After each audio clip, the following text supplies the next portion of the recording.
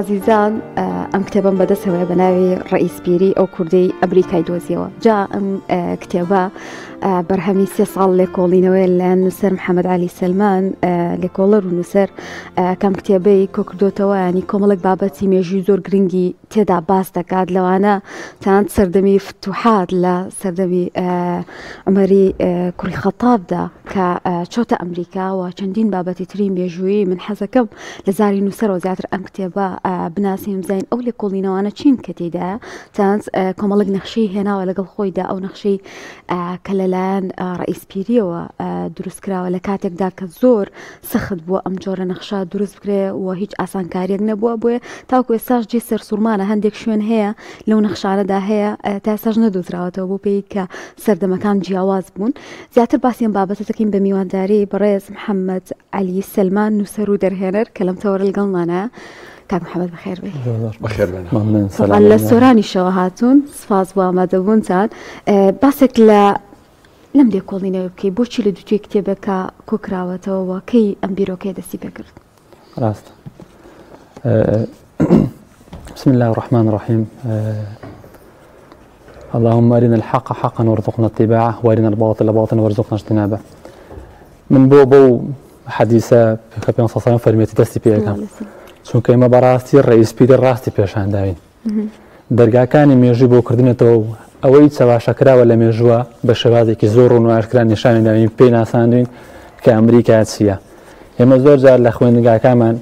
باش لە کریستۆفەر کۆلۆمبۆسەکەنێک و قارەمانێک و پاڵەوانێک کە چۆتە ئەمریکا و ئەمریکای دۆزیوێتەوە و کە گوایە پاڵەوانێک و قارەمانێک بۆ لە مێژووە. بەڵام کە ئێستا ڕئیسپیری پێمانە ناسێنێ ئەم پیاوە جگە لە زاشێک و زەریدەیەک و بکوژێک کە چەندەهان خەڵکە هیندە-سوورەکانی کشتووە و قەتڵ و عام و کۆمەڵکوژی هیندە-سوورەکانی کشتووە و ئەو منداڵانەی کە لە 9 ساڵان و 10 ساڵان هیناوێتەوە کردێتە کۆیلەی شاژنی ئیسپانیا. ئەم کتێبی بەردەستت مامۆستایان لە بەرهەمی 3 ساڵەمە کە تێیا باسەکەم لە بەشی یەکەمە لە کتێبەکە باسی چەند زانایەکی کوردەکەم کە من حەزەکەم بم دەستاژان دەست پێ بکەم. ئێمە بەداخەوە لە کۆتایی کتێبەکەشمە، ینی لە بەرجی کتێبەکەمان نووسیومە ئەم کتێبە پێشکەشە بە کوردێکی باڵا کە ملکەتی بیر و فکری ڕۆژاوە نەبووە، مرۆڤێکی ژیر کە بابەتیانە لە شتەکان دەڕوانێ بۆ گەیشتن بەڕاستێکی سەلمێنرا و کەوا دەکا هەستی خۆ بە کامزانینی نەبێت بەرامبەر بە نیشتمان پەروەری خۆی و جێشل لەکاتەوە بەرامبەر بە بیر و فکرەی نوێ و ئەوەشی جێشل بکاتەوە بەرامبەر بە بیر و فکرەی نوێ 2000 تێدەگا ئەوەی لە ڕۆژ ئاوا دێ بەقەدەر ئەوە مەزنیە کە لە پێشینان بۆ مانگواتراوەتەوە لە سەدەمی 100 سەحابەکان بۆ مانگواتراوەتەوە لە پێشینەی کوردی وەکو ئێمە سەردەمی بۆ منە سەلاح الدین ایوبی زەریا بوو، ئیسماعیلی جەزەری بوو، فیدا و شەمسەدینی سوهرەوەردی و هەتا ئاخری هەموو ئەوانە بۆ مانگواتراوەتەوە. ئەم کتێبە بەرهەمێکی شەڕشێکی نەرمە کەوا ئەکە تاکی کورد هەستی خۆ بە کەمزانی نەمینێت ورەی بەرز بێتەوە، شانازی بە زاناکانی خۆی بکە، شانازی بە مێژووی خۆی بکە. سەبارەت بە ناوی کتێبەکە بۆچی بە ناوی ڕئیسپیری و باست لەو کرد چەندین زانای تری تیا کتێبەکە بە نای ئەوە ناودنەوە. دەست خۆش بێت. سەرەتا ئێمە دەبێت زۆر بەڕاشکای باسی ئەوە بکەین کە ڕئیسپیری تورکێنراوە. تورک ئەم دەستکەوتەی لە کاتێک دۆزیوەتەوە کە کاتێکی زۆر ناسک بووە سەردەمی عوسمانیەکان و کۆتای پێهاتنی عوسمانیەکانە کە کۆتا عەڵقە بوو لە ساڵ 1924 عەبدولحەمیدی دووەم کەڕوخە. لە دوای ئەوە ئەو کاتە بوو کە شێخ سەییدی پیران خوای لێ خۆش بێت شۆڕشتەکانی دژی ڕاگەزفەرزن تورک دەستی پێکرد بوو لە ساڵی 1929 کە تورک ئێمەی بە تورکی چیە لە قەڵەمدا لە ساڵ 1929 ئەم دەستکەوتە ئادۆزرێتەوە کە من نەخشەکەیم لە بەردەمی ئێوە داناوە. ئەم دەستکەوتە ئادۆزرێتەوە تورک بە هەلی زانی ئەمە بکاتە بەشێک لە شۆناسی خۆی وەکو تورک. ئێستا لە ئەستەمبۆل نەخشە بۆ داتاشووە، پەیکەری بۆ دروست کردووە، زانکۆی بەناو کردووە، پاپۆڕی کەشتی بەناو کردووە. بەداخەوە کە ئەوەن دزیویانە بەڵام خاڵە جوانەکە لێرێ ڕئیسپیری بە ئاشکرا ئاماژەی بە کوربوونی خۆی کردووە هەم لەسەر نەخشەکەی و هەم لە کتێبەکەی خۆشە بەنای کتاب البەحریە. ڕئیسپیری ئەمە هەڵمەتێک کە من ئەمێ بسەلمێنم کە بەڵێ ئەو پیاوە کورد بووە. یعنی ئێمە فیلمێکمان لەسەر دەرهێناوە، دۆکومنتارێک بە 5 زمان بە کوردی، بە عەرەبی، بە ئینگلیزی، بە تورکی، بە فارسی لەسەرمان دەرهێناوە. ئەوەی لە توانای بەندەیە وە کوردومە بۆ خزمەتکردنی ئەم شەخصە. ئەم بەڵگەنامەیە لەکوێ پەخشەکرێت؟ ڕەحمەت لێبێ. ئەم نەخشەی کێشاوە لە باڵێن لە ئینتەرنێتە بەردەستە هەموو زانانی ئەمریکا ئالبێرت ئەینشتاین شارلز هاپکوت پرۆفسیۆر ئارلینگتۆن مالەری کابرانی وەبوو ئەبراهام هانکۆنگ هەموو ئەمانە هاتوونە لێکۆڵە لەسەر ئەو نەخشەیە کردووە دەریان کردووە کە ئەم نەخشەیە بەڕاستی بلیمەتێکە و سوپاسی دەستی ڕئیسپیری ماسەکەن و سوپاسیەکەن چووکە بەهۆی نەخشەکەی ڕئیسپیریەوە تێڕوانینیان بۆ جیهانی کۆن گۆڕدرا چکایان گوت جیهانی کۆن جیهانێک بووە بێ تەکنەلۆژیا بووە بێ با بڵێن ئاستی پێشکەوتنی مرۆڤی وەکو عەقڵیەت لە ئاستێکی باڵا نەبووە بەڵام کە ڕئیسپیریان نەخشەکەی ڕئیسپیریان دۆزیەوە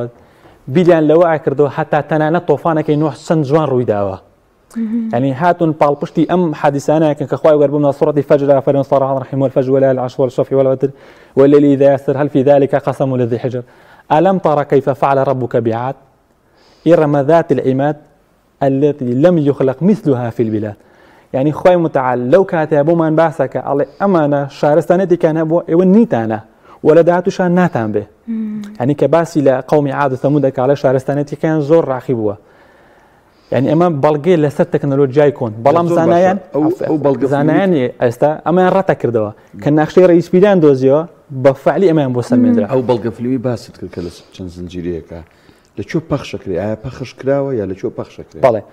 اما راستي ريغريك ما زور بو لسوران بداخوا لبروي ام بياوا كتور كراوه اما هول ما دا كودكي بفعلي بسلمينين ريغير ما زور بو هول ما دا بومنا لسايت كودكان هي بردست اليوتيوب خوشم دامناوه وهمو او بلغانشي خصنت مرو كدستم كوتوا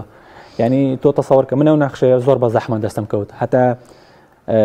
كجراشم بوي بباريكي باش يعني بدس مان كوت وبلغا كان تجربه ما شوا لا حذا كم باسي سن زانايكي كرب كم زور بكورتين اما سن زانايك من هيك حتى يستبداخو ميجونوسان يكون نان هيدا تو نو بازني كرداتي هيك لو انا زرياب زرياب پیاوێکی فەڕەنسی لێکۆڵنەوە لەسەر کردووە ئەڵێ گومان لەوەی ئەو پیاوە کووردە وە لە سەردەمی موسڵمانان ژیاوە خزمەت بە موسڵمانان کردووە ئێمە نانی سێژەمە ئاخۆین ئەو پیاوە داهێناوە قش داهێنان ئەو پیاوە داهێناوە فاشۆن هەموو ئەو پیاوە داهێناوە بەداخەوە لە دەرەوە ئەنواع با بڵێن وڵاتی عەرەبی نییە وەک وڵاتی فەڕەنساش باماشەوە شوێنێک نییە بەناوی زەریاب نەبێ بەڵام بەداخەوە لە کوردستانە ناسراوە هەتا ئێستا شوێنێکی بەناوی زەریاب نییە ڕەئیس پیری ئەبوو فیدا لەسەر مانگ شوێنێک بەنای ئەبوو فیدایە ئەنی وەکو ڕێزێک بۆ بلیمەتی ئەو پیاوە لەسەر مانگ نەخشەیەکیان بۆ داتاشیوە نووسیانە ئەم نەخشەیە ئەی ئەبوو فیدایە کە سەرۆکی شاری حەما بە کووردە شەمسەدین سوهرەوەردی بە هەمان شێوە فەلسەفەی شڕاخی داهێنا ئێمە بەداخەوە لە مێژووە ئەگەر دەستمان بەو گەنجینانەوە گرتبایە ئێستا حاڵمان بەو شێوانە بوو کە دابڕانێکی شوناسیمان هەیە ئەنی دیفاح لەو شوناسە ناکەین زۆر جار تاکی کورد زۆر توندڕەوان هێرشەکات سەر سەلاحەدینی ئەیوبی و زەریاب و نیزەمی گەنجەوی و سەیفەدینی ئامەدی ئەلەوانە نۆلاوەکانیان عەرەبیە بەبێ ئەوەی ڕاچاوی ئەو کاتی حاڵەتی مێژووی ئەوان بکە کەوانە سەردەمێکا ژیان هەڵومەرجی ئەو کات چۆن بووە ئەوانە چ شتێک بڕیاریانداوە نەتەوە یاخود ئاین کەوانە ژێر چەتری ئاڵە ئیسلامە بوون خۆنەتەواتی بوونی نەبووە وانە کەواتە ڕەئیس پیری شۆڕشێکی زۆر نەرمە من باسیەکەم شۆڕشێکی نەرمە کە ئینشاڵڵای بەردەوامە بین و بەرەبەرە زاناکانی ترە ناسێنین ئەم ڕەئیس پیریە هەموو زانایان بە تایبەتی خودی ناسا دۆشداما و ما بڵێن دۆشداما و سەرسامەکە چۆن ئەم نەخشەی کێشاوە ئێستا ئەم نەخشەی خزمەتان بەڕێزان ئێرانە ئەوەی کە لە ناوەڕاستەکایە بەڕادەیەک کێشاوێتی ئەڵێن ئەو پیاوە خۆی بەحری بووە ئەڵێن بۆ کێشانی چیاکان تۆ پێویست بە توانای ئاسمانیە نەک توانای بەحری تۆ کە بتێ چاپکێشی دەبێ لە ئاستی سەرۆ سەیری خوارەوەکەی نەک لە خوارەوە سەیری سەرۆکوانە ئەم پیاوە کە چیاکانی کێشاوە زانایان توی شۆ کردووە هەوڵیان داوە قسێک بسەلمێنن و بۆ ئەوەی ئەم ڕئیس پیرە پێی بشوێنن ئەڵێن بوونەوەری ئاسمانی یارمەتی داوە یعنی هەتا کەیشتنەوە ڕادیۆ قسەیە بکەن بوونەوەری ئاسمانی یارمەتە ڕئیسی پیری داوە بۆی ئەم شوێنانە بەدەست بێنێ ئەمە ئەمریکای باکوورە ئەمە ئەمریکای ناوەڕاستە ئەمە ئەمریکای باشوورە ئەمە کیشوەری بەسەڵەکی باشوورە لە کیشوەری بەسەڵەکی باشوورە شتێکی کردووە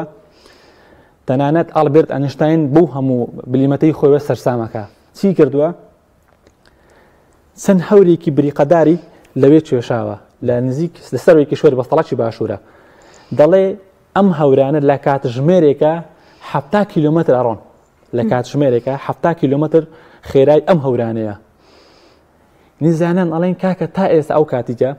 ئەنی سەردەمی ئەڵۆتانشتوان ئەڵێ تا ئێستا من نازانین خێرای هەورەکان چەندە ئەم پیاوە لە سەدەی 15 چۆن زانێتی پەیوانەی هەوری خێرایی هەورەکان بکە. زۆر باشە کاک محەممەد یعنی ئەم پیاوە بە بڵێن ڕێیسپیری چ پەیوەندیەکی خۆی لە سەردەمی عەباسی عوسمانیەکانەوە چ پەیوەندیەکی هەیە بە سەردەمی ئیمامی عومەر و فتوحات و ئەمریکا و یعنی ئەمە چۆن ئێمە ئەم بابەتە چۆن ڕێکخێنەوە پێکەوە بیرێبێنەوە کاتێکا لە کتێبەکەشا کۆکراوەتەوە. بەڵێ لەو کتێبە هەر زۆر بە کورتی بەشی یەکەم باسی چەند زانایکی کوردەکە، بەشی دوم باسی ژیاننامە ڕێیسپیرەکە، بەشی سێم باسی کتێبەکەی و نەخشەکەیەکە کە چۆن زان لە ئاسە سەرسام، بەشی چوارەم باسی دروستبوونی ئەمریکا و ڕاستی و ناڕاستەتی کریستۆفەر کۆلۆمبۆس کەم پیاوە چۆن ئەوە هاتووەڵێن وڵا گوایە ئەمریکا دۆزێتەوە بەڵام چۆن خەڵکی کشتووە هەمووش بە بەڵگەی سەرچاوی ڕۆژئاوایەکان خۆیان بەدوو لە هەر سەرچاوەیەکی ئیسلامی لە قەڵەمی ڕۆژئاوایەکان هینەوەمە. لە بەشی پێنجەمە هەندێک چاواشەی کە هەڵ بۆ ڕئیسپیری هەڵکوتراوە وەڵامان داوەتەوە. لە بەشی شەشەمە ئەو باشە خواستێ بە ڕێستەکەم. ئێمە ئەوە پێش بەشی شەشەم باەک پرسیاری کە بکەم ینی کاوابێ ئێستا ئێمە یەقینمان هەبێت تەواو کریستۆفەر ئەمریکای نەدۆزیوەتەوە ڕێیسپیری دۆزیوەتەوە گومان تێدانە.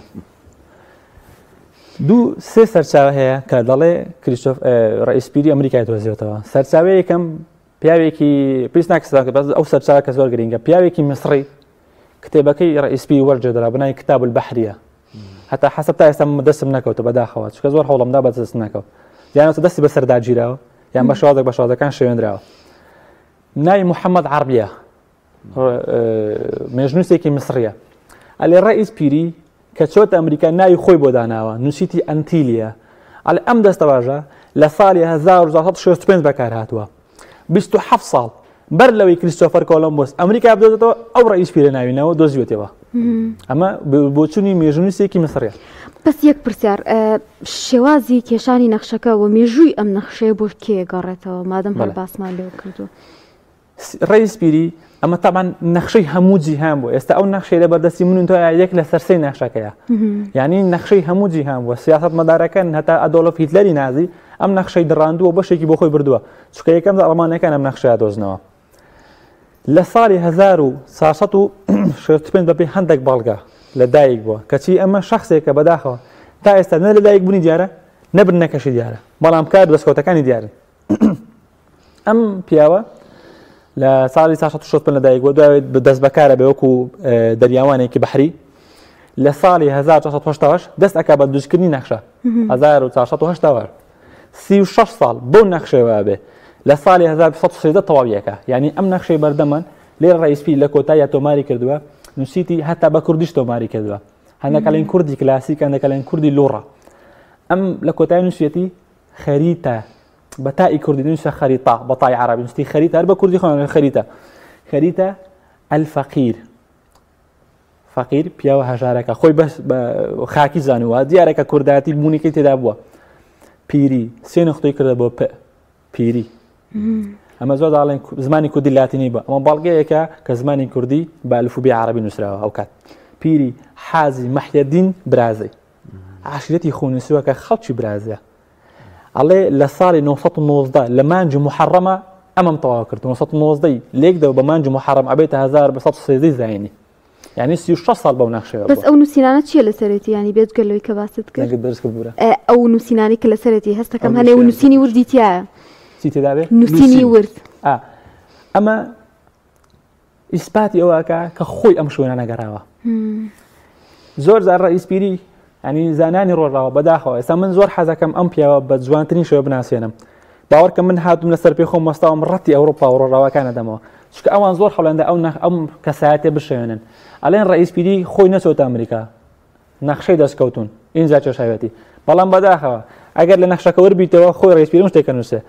کە چۆتە ڕۆژئاوای ئەمریکا ئەڵێ لێرانە ئەو زۆرە بەردە هەیە خۆم ئەو بەردەم بینی کە ئەڵێ خۆم ئەو بەردەم بینی فعلەن خۆی چووە وانە لێرە تۆماری زۆر ناوازەی کردەوە باسی قەڵای فێردینان دەکە ئەڵێ ئەم قەڵایە درێژەکەیەوە باشە تۆ چۆن نەزانین درێژەکە ئەگە خۆت نەیبینی بێ وانە باسی کەشتەکانەکە باسی دوورگەکانەکە ئەم دوورگانە چێشەوە هەتا حەقیقەت لەسەر ماسەکان جێراوەتەوە ئەڵێ ئەم ماسیانە بۆ فلان شوێنە گەڕێنەوە کە لەوێ ڕۆژێک لە ڕۆژان ئاوەکە بەنداوەکە کراوەتە هاتوونەتە ئێرانە یعنی شتی وای باس کردووە زانایان ئەڵێن کاکە وەڵڵاهی ئەو پیاوە ئەگەر ئیلا گەڕۆکێک بێ خوای متعال یعنی توانایەکی سەر و مرۆڤی هەبێت ینی سەر و سروشت توانای خوای کاک محەممەد با بینەوە سەر ئەو بەشی کە ویستمان قسەی لە سەرکەین بەشی کۆتایی کتێبەکە شەشەم فتوحات و سەردەمی ڕئیسپیری چۆن بووە عومەری کوڕی خەتاب و ڕئیسپیری و ئەمە چ پێیون چۆن ئەنی بیبەستینەوە بەیەکەوە قسەکە زۆر جوانە ئێمە زۆر گرینگە باس لە خاڵێک بکەین کە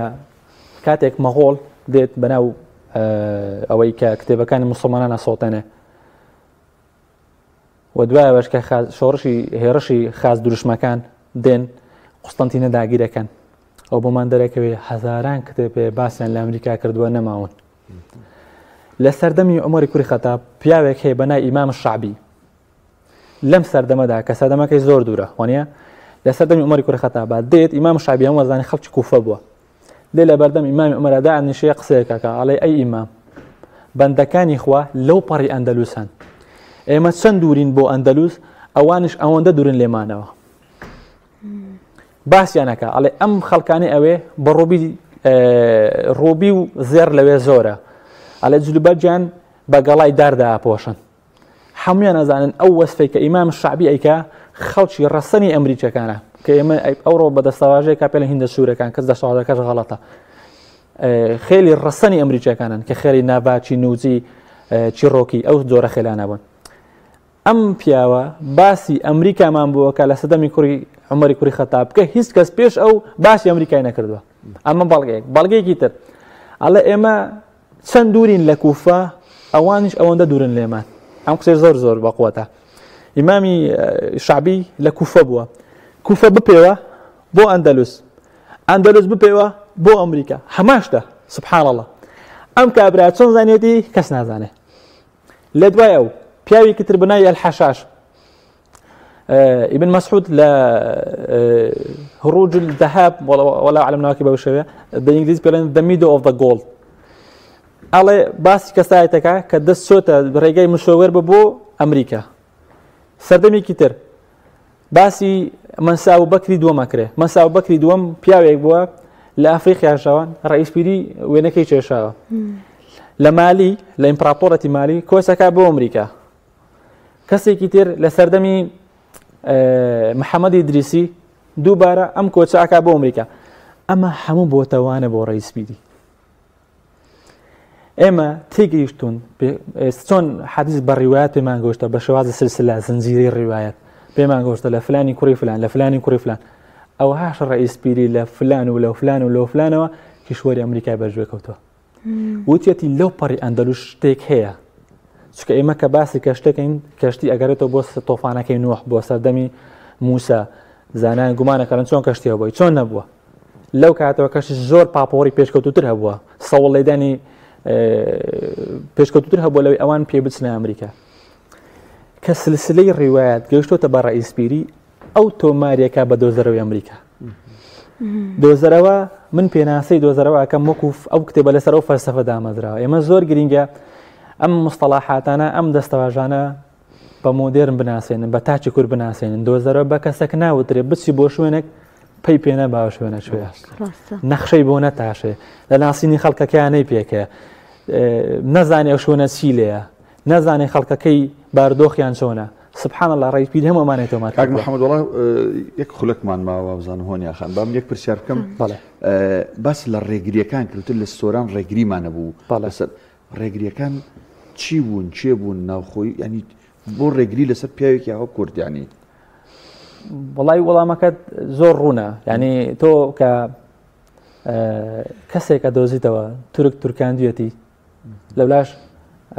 تورک تاڕادێک وای کردووە هەژمونی خۆی بەرەو ئامێد و ئامێدی دەهۆک بێنێ کە تۆم شخصیان ناسێنی بەرجی کورداتی پێخەیتەوە تۆزێک هەزێ لەسەر تورک ینی سیاسی بوون ڕێک سیاسی بە گومان تێدانە و فیلمەکەشمان فیلمێکی مسلمانە نەبووە ینی یەکەم فیلمی کوردی قوڕان تێدا خوێندرێ چەند مامۆستایەکی ئەین تێدا بەشدارن هەوڵماندا ئەم شووناسە کوردیە پێ بڵکینی و بە جیهانی بناسێنن زمانەکەمان الحەمدوللا تا ئێستا بۆ 22 زمان وەرجێدرا 22 زمانی عالەمی ئەمە دەکاردەوەنە دوای خۆینەوە حەزم لێ لەسەر یەک نقطە باس لە ئەم پیاوە بکەم بەداخەوە من ڕاستی وەکو گەنجێک کە تەمەنم تازە بۆ تەمایەکە بوومەتە 26 ساڵ داوا لە خەڵکی کوردستانەکەم ئەم زانایانە بناسێنن هەنی ئەگەر پەیکەری بۆ خودی شخصەکە نەتاشن پەیکەر بۆ ئەو ناخشەیە بتاشن وەڵاوە ئیشی حکوومەتەوە ینی ئەم بەتایبەتی ئەگەر خەڵکی سلێمانی بەمە هەستێ من زۆرم پێ باشە لەبەرەوەی سۆرم بەداخەوە باوەڕ ناکەم بەم کاری هەستە ئەم پیاوە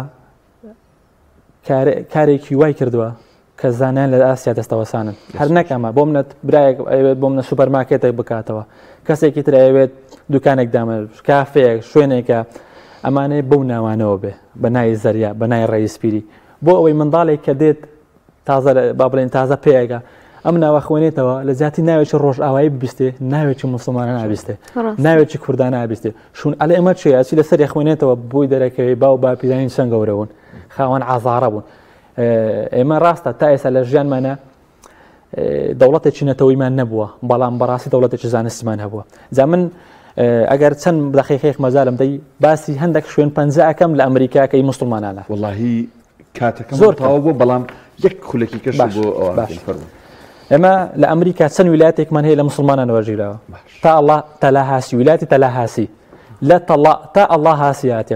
زمانی دەسوورەکانە بەمانەی خوا لە داهاتوو ڕزگارمانەکە وشەی کالیفۆرنیا ویلایەتی کالیفۆرنیا لە خەلیفەوە هاتووە کالیفە بۆتە خەلیفە وشەی ئیسلامادۆڕا ویلایەتێکە کۆنترین گوندە لە